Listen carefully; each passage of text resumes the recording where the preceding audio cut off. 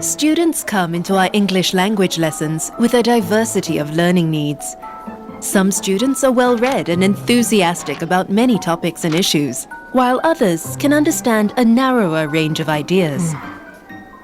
Some do well in lessons that focus on speaking, but struggle when they have to apply skills and strategies in writing. Some students considered to be highly able in their use of English may appear uninterested and disruptive in lessons. For teaching and learning to be effective, such diversity in students' learning strengths, needs and interests cannot be ignored. Differentiated instruction is a philosophy that regards diversity in the classroom as normal and valuable to learners and learning. It is the belief that every learner, no matter how different, has the potential to succeed academically. So it is our responsibility as teachers to maximize each learner's progress. Differentiated instruction acknowledges that students require varying levels of support to learn. And students learn in many different ways and according to their own pace. We can differentiate our teaching in English language lessons in various ways. For example, we can provide texts at appropriate levels of readability so that they are accessible to all the students. The students can then focus on learning and applying skills and learner strategies to make sense of the texts. We can design learning tasks that provide levels of challenge and scaffolding that are appropriate to different students' readiness or need for support to perform the tasks.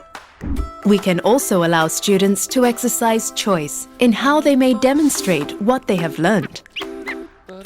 In these ways, we can set the same learning objectives for all the students in the class and enable them to maximize their achievement of these objectives. Differentiated instruction is part and parcel of our instructional planning and classroom practice. It begins with knowing who our students are as learners. How ready are they to learn from the lesson? What are they enthusiastic about? And how can the lesson motivate their interest to learn? How might they learn effectively? What instructional strategies may be used so that students have opportunities to learn in multiple ways? Ongoing assessment is thus one of the hallmarks of differentiated instruction.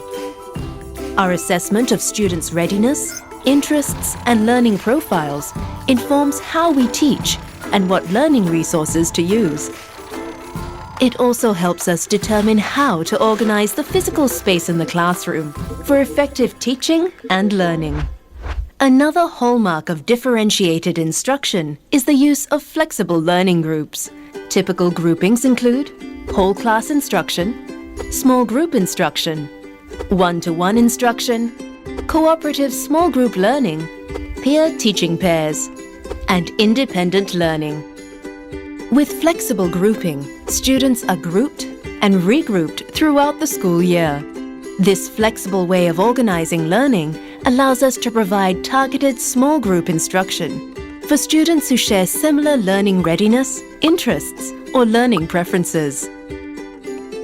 Students can also be organized in heterogeneous groups so they can support each other in their learning.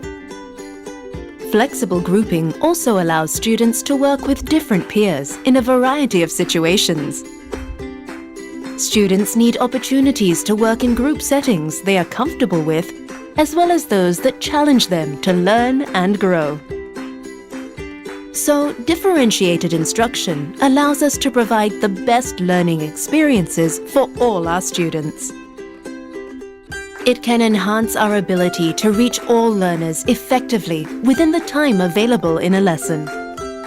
Differentiated instruction is thus consistent with the Singapore curriculum philosophy. It places the learner at the heart of teaching and learning.